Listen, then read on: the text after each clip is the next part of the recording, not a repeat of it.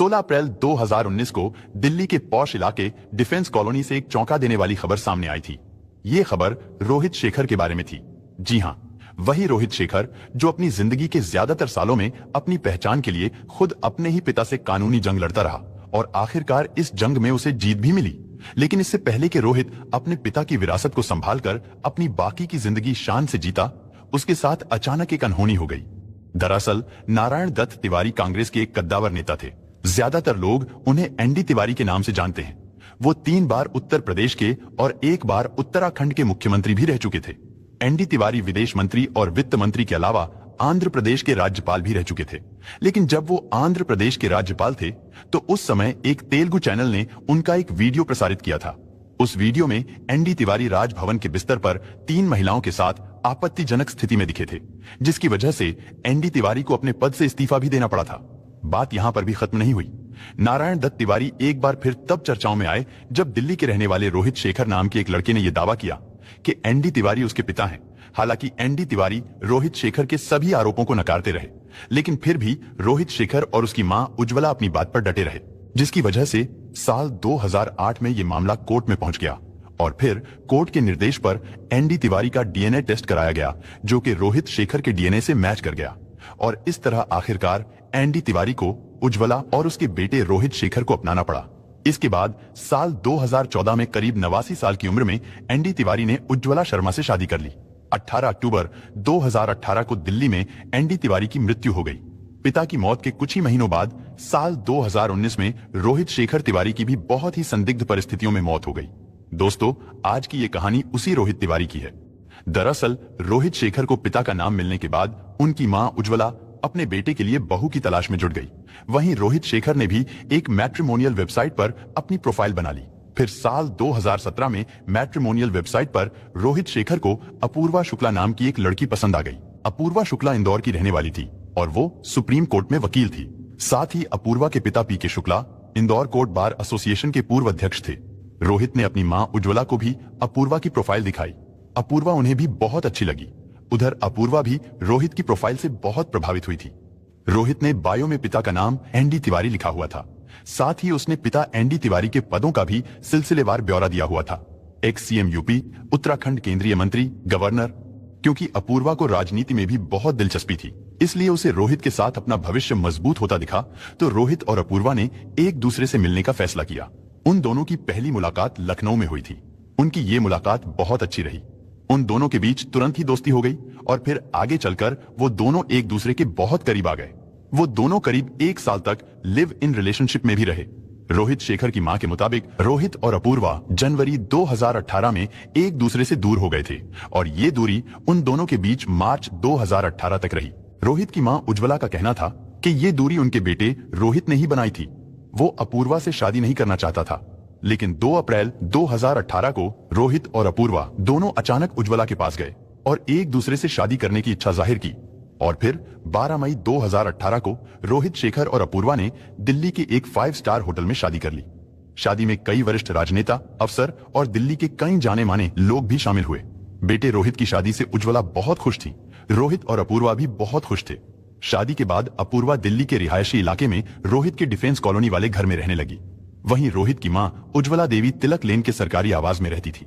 रोहित और अपूर्वा की शादी को अभी 1 साल होने ही वाला था कि तभी अचानक तिवारी परिवार में एक बेहद दुखद घटना हो गई। 16 अप्रैल 2019 की शाम को रोहित शेखर की तबीयत खराब हो गई। उन्हें एम्बुलेंस से हॉस्पिटल ले जाया गया। जब डॉक्टरों ने रोहित शेखर की जांच की तो पता चला कि रोहित शेखर की मौत हो चुकी है, यानी डॉक्टरों ने उन्हें मृत घोषित कर दिया। इसके बाद रोहित के शव को पोस्टमार्टम के लिए भेज दिया गया। रोहित की इस अचानक मौत ने पूरे परिवार को सदमे में डाल दिया था। पत्नी अपूर्वा, जिसकी शादी को अभी 1 साल भी नहीं गुजरा था, वो विधवा हो गई। अपूर्वा का रो रोकर बुरा हाल हो गया। साथ ही रोहित की मां उज्ज्वला, भाई सिद्धार्थ, पत्नी अपूर्वा, इन सभी का कहना था कि रोहित शेखर की स्वाभाविक मौत हुई है, क्योंकि रोहित शेखर काफी दिनों से दिल की बीमारी से जूझ रहे थे। लेकिन जब 19 अप्रैल को रोहित शेखर की पोस्टमार्टम रिपोर्ट आई तो सभी हैरान रह गए। एम्स हॉस्पिटल में 3 डॉक्टरों के एक पैनल ने रोहित के शव का पोस्टमार्टम किया था। पोस्टमार्टम रिपोर्ट से पता चला कि रोहित की मौत दम घुटने और गला दबाने से हुई है। साथ ही रोहित के गले पर चोट के निशान भी मिले थे। रिपोर्ट के मुताबिक रोहित की मौत का समय 15 से 16 अप्रैल की रात करीब 1 बजे का था। इसके बाद दिल्ली पुलिस ने तुरंत हत्या का मामला दर्ज करके ये केस दिल्ली क्राइम ब्रांच को सौंप दिया। क्राइम ब्रांच ने तुरंत ही अपनी जांच शुरू कर दी। रोहित की मौत से करीब 5 दिन पहले की बात है। साल 2019 के लोकसभा चुनाव होने वाले थे। पहले चरण का मतदान 11 अप्रैल को हुआ था। जांच में पता चला रोहित शेखर और उनकी मां उज्ज्वला भी 11 अप्रैल को लोकसभा चुनाव के इलेक्शन में वोट डालने के लिए अपनी कार से उत्तराखंड काठगोदाम गए थे, जबकि अपूर्वा दिल्ली में ही रुक गई थी। रोहित की मां उज्ज्वला दूसरी कार में थी। वो रोहित की कार के साथ ही चल रही थी और जब मतदान हो गया तो वो लोग वहीं ठहर गए और फिर 15 अप्रैल की रात लगभग 9:45 पर रोहित और उनकी मां वापस दिल्ली आ गए। उधर से लौटते समय रोहित की कार उनका ड्राइवर अखिलेश चला रहा था। अखिलेश के बगल में उनका नौकर गोलू बैठा था। वहीं पिछली सीट पर रोहित शेखर, उनकी एक महिला रिश्तेदार और एनडी तिवारी के समय उनका काम देखने वाले राजीव जी बैठे थे। रोहित के पास जो महिला रिश्तेदार बैठी थी उसका नाम कुमकुम था। कुमकुम, उसका पति और उनका बेटा कार्तिक रोहित की मां उज्ज्वला के साथ ही रहते थे और वो रोहित के परिवार के सदस्य जैसे ही थे, क्योंकि वो महिला रोहित के ममेरे भाई की पत्नी थी, इसलिए वो रिश्ते में रोहित की भाभी लगती थी। खैर, दिल्ली पहुंचकर उज्ज्वला अपने तिलक लेन वाले सरकारी आवास पर चली गई और फिर रात करीब 10:45 पर वो डिनर के लिए अपनी उस महिला रिश्तेदार कुमकुम के साथ डिफेंस कॉलोनी में रोहित के घर आ गई। सबने वहीं पर डिनर किया। हालांकि उस समय तक रोहित पूरी तरह से स्वस्थ लग रहा था, लेकिन वो नशे की हालत में था। डिनर करने के बाद रोहित ने अपनी मां और उस महिला रिश्तेदार को उनकी कार तक छोड़ दिया। उज्ज्वला उस महिला के साथ करीब 11:30 बजे फिर से तिलक नगर के लिए निकल गई। अगले दिन यानी 16 अप्रैल 2019 की दोपहर 2 बजे के आसपास उज्ज्वला अपने सरकारी आवास से बेटे रोहित शेखर के डिफेंस कॉलोनी वाले घर पर पहुंची। वहां पर उज्ज्वला अपनी बहू अपूर्वा से मिली। उन्होंने अपूर्वा से अपने बेटे रोहित के बारे में पूछा तो उसने बताया कि रोहित तो रात से ही सो रहा है, क्योंकि घर के सभी लोग जानते थे कि रोहित को इंसोम्निया यानी अनिद्रा की बीमारी है। वो देर रात तक जगा रहता है और दिन में काफी देर से सोकर उठता है। इसीलिए उज्ज्वला ने भी बेटे रोहित को उठाने की कोशिश नहीं की और वो रोहित के ड्राइवर अखिलेश को साथ लेकर साकेत के मैक्स हॉस्पिटल चली गई। वहां पर उन्हें डॉक्टर से अपॉइंटमेंट लेना था। उधर डिफेंस कॉलोनी में शाम के करीब 4 बजे अपूर्वा ने अपने नौकर गोलू को रोहित को जगाने के लिए उसके कमरे में भेजा, लेकिन जब गोलू रोहित के रूम में गया तो उसने देखा कि रोहित अपने बिस्तर पर बेहोश पड़ा हुआ है और उसके नाक से खून बह रहा है। इसके बाद अपूर्वा ने तुरंत फोन करके अपनी सास उज्ज्वला को रोहित के बीमार होने की खबर दी। उस समय उज्ज्वला मैक्स हॉस्पिटल में ही थी। अपने बेटे के बारे में ये खबर सुनकर उज्ज्वला घबरा गई। उन्होंने तुरंत मैक्स हॉस्पिटल से अपने बेटे के घर एक एम्बुलेंस भेजने को कहा और तुरंत ही हॉस्पिटल से एक एम्बुलेंस डिफेंस कॉलोनी की ओर दौड़ने लगी। उस एम्बुलेंस में उज्ज्वला भी बैठी थी। जब एम्बुलेंस डिफेंस कॉलोनी में रोहित के घर पर पहुंची तब उज्ज्वला ने देखा कि उनकी बहू अपूर्वा अपने पति रोहित को कार से ही हॉस्पिटल ले जाने की कोशिश कर रही थी। इसके बाद जल्दी जल्दी रोहित को कार से निकालकर एम्बुलेंस में रखा गया और उसे मैक्स हॉस्पिटल ले जाया गया, लेकिन वहां पर डॉक्टरों ने उसे मृत घोषित कर दिया। इस तरह क्राइम ब्रांच के सामने रोहित शेखर की मौत से पहले तक की सारी घटना साफ हो गई थी। इसके बाद रोहित शेखर की मौत के राज से पर्दा उठाने के लिए दिल्ली क्राइम ब्रांच पुलिस ने उनके डिफेंस कॉलोनी वाले घर के अंदर और बाहर लगे सीसीटीवी फुटेज को खंगालना शुरू किया। इसी दौरान पुलिस को पता चला कि रोहित शेखर की मौत वाले दिन घर के अंदर रोहित के अलावा 6 लोग मौजूद थे, जिनमें उसका भाई सिद्धार्थ, पत्नी अपूर्वा, नौकर गोलू, मार्था, डिम्पी और ड्राइवर अखिलेश। इनके अलावा घर में गोलू के 3 बच्चे भी मौजूद थे। सीसीटीवी फुटेज के मुताबिक उनके अलावा ना तो कोई व्यक्ति बाहर से घर के अंदर आया था और ना ही कोई घर से बाहर गया था। यानी इससे ये तो कंफर्म हो गया था कि रोहित के कत्ल में जरूर घर के ही किसी व्यक्ति का हाथ है। घर के ग्राउंड फ्लोर पर उज्ज्वला के बड़े बेटे सिद्धार्थ का कमरा था और ग्राउंड फ्लोर के पिछले हिस्से में नौकरानी डिम्पी रहती थी। वहीं फर्स्ट फ्लोर यानी पहली मंजिल पर रोहित का कमरा था, फिर अपूर्वा का कमरा और फिर ड्राइवर अखिलेश का कमरा था। अपूर्वा और रोहित दोनों अलग अलग कमरों में रह रहे थे। वहीं नौकर गोलू और उसका परिवार दूसरी मंजिल पर रहता था। लेकिन सबसे अजीब बात यह थी कि उस घर में 7 सीसीटीवी कैमरे लगे थे, जिनमें से रोहित के कमरे के पास वाला सीसीटीवी कैमरा काम ही नहीं कर रहा था, या फिर शायद किसी ने जानबूझकर उसे खराब कर दिया था। इसीलिए क्राइम ब्रांच को ग्राउंड फ्लोर से फर्स्ट फ्लोर पर जाने वाली सीढ़ियों पर लगे सीसीटीवी कैमरे पर ही निर्भर रहना पड़ा और फिर उसी सीसीटीवी कैमरे की फुटेज के आधार पर क्राइम ब्रांच की टीम ने 3 संदिग्धों को चिन्हित किया, क्योंकि रात का खाना खाने के बाद रोहित रात 11 बजे के बाद पहली मंजिल पर गया था। उसके बाद ड्राइवर अखिलेश रात करीब 11:30 बजे पहली मंजिल पर आया, फिर नौकर गोलू करीब 12 बजे पहली मंजिल पर आया और फिर रात करीब 12:30 बजे के बाद रोहित की पत्नी अपूर्वा पहली मंजिल पर जाते हुए दिखी। इसलिए जांच अधिकारियों का शक नौकर गोलू, ड्राइवर अखिलेश और रोहित की पत्नी अपूर्वा इन तीनों पर ही जा रहा था। लेकिन पोस्टमार्टम रिपोर्ट में रोहित की मौत का जो समय था वो रात करीब 1 बजे का था और उस समय सीसीटीवी फुटेज में पहली मंजिल पर पत्नी अपूर्वा की ही मौजूदगी दिख रही थी। साथ ही क्राइम ब्रांच की टीम तिवारी परिवार की प्रॉपर्टी को देखते हुए प्रॉपर्टी एंगल से भी इस मामले की जांच कर रही थी। क्राइम ब्रांच को एक बात यह भी पता चली कि एनडी तिवारी ने रोहित के नाम कोई भी संपत्ति नहीं की हुई थी, यानी रोहित और उसके परिवार के पास जो भी पैसा था वो फिक्स डिपॉजिट में रखा था, जबकि डिफेंस कॉलोनी वाला घर जिसमें रोहित रहता था वो भी रोहित की मां उज्ज्वला के नाम पर था। उज्ज्वला की वसीयत में घर की कीमत का 60% हिस्सा उनके बेटे रोहित शेखर को और 40% हिस्सा उनके दूसरे बड़े बेटे सिद्धार्थ को मिलना था, और अगर उन दोनों भाइयों में से किसी एक भाई की मौत हो जाती तो उसका हिस्सा दूसरे भाई को मिल जाता, क्योंकि उज्ज्वला के बड़े बेटे सिद्धार्थ ने शादी नहीं की थी। इसलिए सिद्धार्थ ने रोहित की मौत से कुछ समय पहले ही ये ऐलान कर दिया था कि वो अपना हिस्सा उस महिला रिश्तेदार के बेटे के नाम कर देंगे, जिस महिला रिश्तेदार का परिवार काफी समय से उनके परिवार के साथ रह रहा था।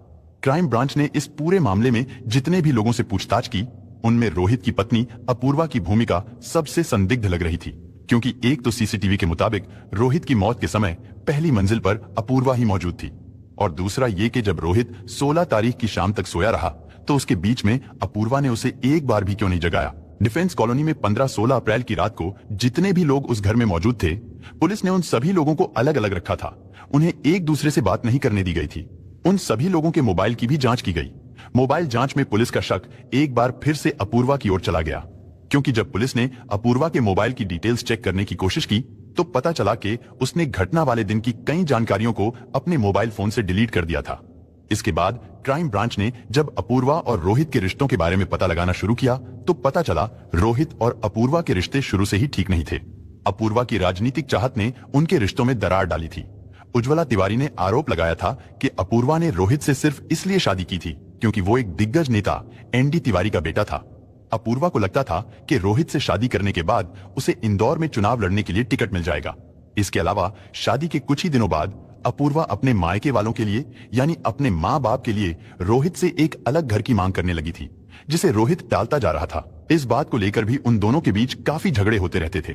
फिर आगे चलकर उनके रिश्ते तब और ज्यादा खराब हो गए जब अपूर्वा को रोहित के एक महिला के साथ संबंधों के बारे में पता चला, और वो महिला कोई और नहीं बल्कि रोहित की वही महिला रिश्तेदार थी जो उत्तराखंड से दिल्ली आते समय रोहित के साथ कार में बैठी थी और जो काफी समय से रोहित की मां उज्ज्वला तिवारी के साथ रहती थी।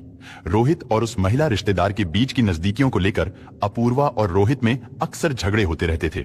शादी के कुछ ही महीनों बाद रोहित और अपूर्वा ये समझ गए थे कि उन दोनों की शादी अब ज्यादा दिनों तक नहीं टिक पाएगी। इसी बीच 29 मई 2018 को अपूर्वा अपने माता पिता के घर रहने चली गई। फिर जुलाई के महीने में वो वापस रोहित के घर यानी अपनी ससुराल चली आई। इसके बाद उसने अपने पति रोहित को तलाक का नोटिस भेज दिया। रोहित शेखर उस समय हृदय रोग से पीड़ित थे और वो मैक्स हॉस्पिटल में एडमिट थे। अपूर्वा मैक्स हॉस्पिटल में ही पहुंच गई। वहां पर भी उन दोनों पति पत्नी में जमकर बहस हुई। हालांकि उन दोनों में जल्द ही सुलह भी हो गई और वो दोनों एक बार फिर से डिफेंस कॉलोनी वाले घर में एक साथ रहने लगे। रोहित और अपूर्वा के बीच ये सुलह बहुत ज्यादा दिनों तक नहीं टिक पाई। इसके बाद साल 2019 के मार्च महीने में रोहित और अपूर्वा के बीच एक बार फिर से बहुत बड़ा झगड़ा हुआ, जिसके बाद अपूर्वा अपने माँ बाप के घर लौट गई। वो 30 मार्च को फिर रोहित के डिफेंस कॉलोनी वाले घर लौट आई। रोहित शेखर की मां उज्ज्वला तिवारी ने भी इस बात का दावा किया था कि उनके बेटे और अपूर्वा के रिश्ते बहुत तनावपूर्ण थे। उनका कहना था कि अपूर्वा का परिवार बहुत लालची है और वो उनके बेटों की प्रॉपर्टी हथियाना चाहते थे। इन सब बातों के बाद जांच अधिकारियों ने अपूर्वा से सख्ती से पूछताछ करनी शुरू कर दी। अपूर्वा पूछताछ के दौरान बार बार अपने बयान बदल रही थी, जिसकी वजह से जांच अधिकारियों का शक उस पर और भी ज्यादा गहराता चला गया। घर में मौजूद नौकरों से पूछताछ में पता चला कि घटना वाली रात को भी अपूर्वा और रोहित के बीच बहुत लड़ाई हुई थी। वहीं अपूर्वा इस लड़ाई वाली बात से इनकार कर रही थी। उसने बताया कि घटना वाले दिन उसकी रोहित से कोई भी बातचीत नहीं हुई थी। अपूर्वा ने बताया कि रोहित तो पूरे समय अपने कमरे में सोया रहा था। क्राइम ब्रांच की सख्ती, लगातार पूछताछ और सबूतों को अपने खिलाफ जाते देख आखिरकार अपूर्वा टूट गई और उसने अपना जुर्म स्वीकार कर लिया कि रोहित शेखर की हत्या उसी ने की है। अपूर्वा शुक्ला तिवारी को 24 अप्रैल 2019 को अरेस्ट कर लिया गया, क्योंकि रोहित की हत्या की पहले से कोई प्लानिंग नहीं की गई थी।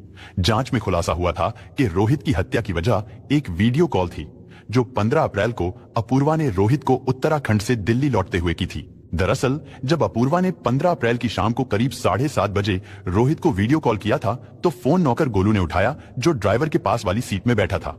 हालांकि बाद में उसने फोन रोहित को दे दिया था। रोहित से बात करते समय अपूर्वा की नजर रोहित के पास बैठी उस महिला रिश्तेदार यानी कुमकुम पर पड़ गई, जिसे लेकर उन दोनों की अक्सर लड़ाई होती रहती थी। अपूर्वा तब और भी ज्यादा भड़क गई जब उसने देखा कि रोहित और वो महिला कार में एक साथ शराब पी रहे थे। इसके बाद रोहित ने कॉल काट दिया। उस समय तो अपूर्वा ने उसे कुछ नहीं कहा और वो खून का घूंट पीकर रह गई। दरअसल अपूर्वा रोहित की उस महिला रिश्तेदार से बहुत चिढ़ती थी। अपूर्वा को लगता था कि वो महिला रिश्तेदार ये चाहती है कि रोहित अपनी संपत्ति का कुछ हिस्सा उसके बेटे को दे दे, क्योंकि वो महिला अक्सर कहती रहती थी कि मेरा बेटा कार्तिक भी तो आपके घर का ही बच्चा है। साथ ही अपूर्वा ये भी महसूस करने लगी थी कि रोहित को भी उसके बच्चे से कुछ ज्यादा ही लगाव था और कहीं ना कहीं अपूर्वा को यह शक भी था कि वो बच्चा रोहित का ही है। उसे लगता था आगे चलकर वो बच्चा भी संपत्ति में हिस्सेदार बन जाएगा। वहीं रोहित के भाई शेखर ने तो पहले ही अपने हिस्से की संपत्ति उसी महिला रिश्तेदार के बेटे के नाम करने का ऐलान कर दिया था। इस बात से भी अपूर्वा बहुत चिढ़ी हुई थी।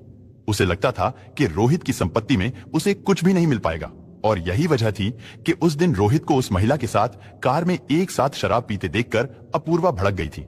15 अप्रैल की रात को रोहित और घर के सभी सदस्य दिल्ली लौट आए थे और डिफेंस कॉलोनी वाले घर में ही उन सब ने मिलकर डिनर भी किया था। तब अपूर्वा ने देखा था कि रोहित तो नशे में था ही, साथ ही उसकी महिला रिश्तेदार भी नशे में थी। डिनर करने के बाद जब रोहित की मां और वो महिला तिलक लेन वाले सरकारी आवास पर चले गए तो तब अपूर्वा का पारा गर्म होने लगा। अपूर्वा ने जल्दी जल्दी अपना डिनर खत्म किया और फिर उसने टीवी पर कुछ समय तक क्राइम शो सावधान इंडिया देखा। फिर 15 और 16 तारीख की दरमियानी रात को करीब 12:30 बजे वो ऊपर फर्स्ट फ्लोर पर गई। वहां उसने अपने कपड़े चेंज किए। फिर वो रोहित के कमरे में आ गई। अपूर्वा ने देखा कि रोहित आधी नींद में अपने बिस्तर पर पड़ा हुआ है। अपूर्वा को यह भी पता था कि रोहित नशे में है। इसके बावजूद भी अपूर्वा उससे बात करने की कोशिश करने लगी। अपूर्वा ने रोहित से पूछा कि जब तुम कार में शराब पी रहे थे तो क्या उस समय तुम्हारे साथ वो महिला भी शराब पी रही थी? इस पर रोहित ने कहा कि हाँ, हम दोनों साथ में ही पी रहे थे, बल्कि हम दोनों एक ही ग्लास में पी रहे थे। ये बात सुनकर अपूर्वा गुस्से से पागल हो गई। वो गुस्से में रोहित को मारने पीटने लगी। इसके बाद अपूर्वा रोहित के ऊपर बैठ गई और उसका गला दबाने लगी। क्योंकि रोहित नशे में था इसलिए वो अपूर्वा का विरोध नहीं कर पा रहा था। इसके बाद अपूर्वा ने तकिया उठाया और उससे रोहित का मुंह दबा दिया, जिसकी वजह से रोहित की मौत हो गई। क्योंकि अपूर्वा सुप्रीम कोर्ट में वकील थी तो उसे सारी चीजों के बारे में पता था कि अब आगे पुलिस कैसे जांच करेगी और क्या क्या जांच करेगी। अपनी सोच के मुताबिक उसने रोहित के रूम से सारे सबूतों को मिटाने की कोशिश की और तो और उसने रोहित के कमरे के पास वाले सीसीटीवी कैमरे को भी खराब कर दिया था। और जब उसे पूरी तरह से यकीन हो गया कि उसके पति रोहित की सांसें थम चुकी हैं और कमरे के अंदर से उसने सारे सबूत नष्ट कर दिए हैं, तब वो रोहित के कमरे से बाहर निकल गई। उसे लगा था कि रोहित की मौत की वजह उसके दिल की बीमारी को ही समझा जाएगा, लेकिन ऐसा हुआ नहीं। अपूर्वा ने जांच अधिकारियों को बताया कि उसे उस रात नींद नहीं आ रही थी और साथ ही उसने ये भी बताया कि उसने रोहित को मारकर काफी अरसे के बाद खुद को आजाद महसूस किया था। और फिर अगली सुबह 11 बजे अपूर्वा अपने कमरे से नीचे आई। वो इस बात का इंतजार करने लगी कि कोई रोहित के कमरे में उसे जगाने के लिए जाए, लेकिन उस दिन रोहित को जगाने कोई भी नहीं गया। इसके बाद थक हार कर उसने ही नौकर गोलू को रोहित के कमरे में भेजा, जिसने रोहित की नाक से खून बहते और उसे बेहोश पड़े देखा। जिसके बाद ये सारी बातें खुलकर सामने आई। अपूर्वा ने पुलिस को बताया कि रोहित उससे प्यार नहीं करता था, वो उसके माता पिता की भी इज्जत नहीं करता था और रोहित की मां उज्ज्वला उसे हर समय ताना मारती रहती थी। खैर, इसके बाद अपूर्वा के खिलाफ चार्जशीट तैयार करके उसे कोर्ट में पेश किया गया, जहां से उसे जेल भेज दिया गया। इसके बाद यह केस कोर्ट में चलता रहा। फिर 3 साल के बाद ट्रायल कोर्ट ने अपूर्वा को जमानत दे दी। इसके बाद रोहित की मां उज्ज्वला ने कोर्ट के इस फैसले को हाई कोर्ट में चुनौती दी और ये केस अभी भी कोर्ट में चल रहा है। दोस्तों, इस घटना को सुनाने का उद्देश्य किसी का दिल दुखाना नहीं है, किसी को परेशान करना नहीं, बल्कि आपको जागरूक करना है, आपको सचेत करना है। दोस्तों, इस पूरी घटना के बारे में आपकी क्या राय है, कमेंट बॉक्स में जरूर बताएं। और अगर हमारी मेहनत पसंद आई हो तो इस वीडियो को लाइक करते हुए धन्यवाद।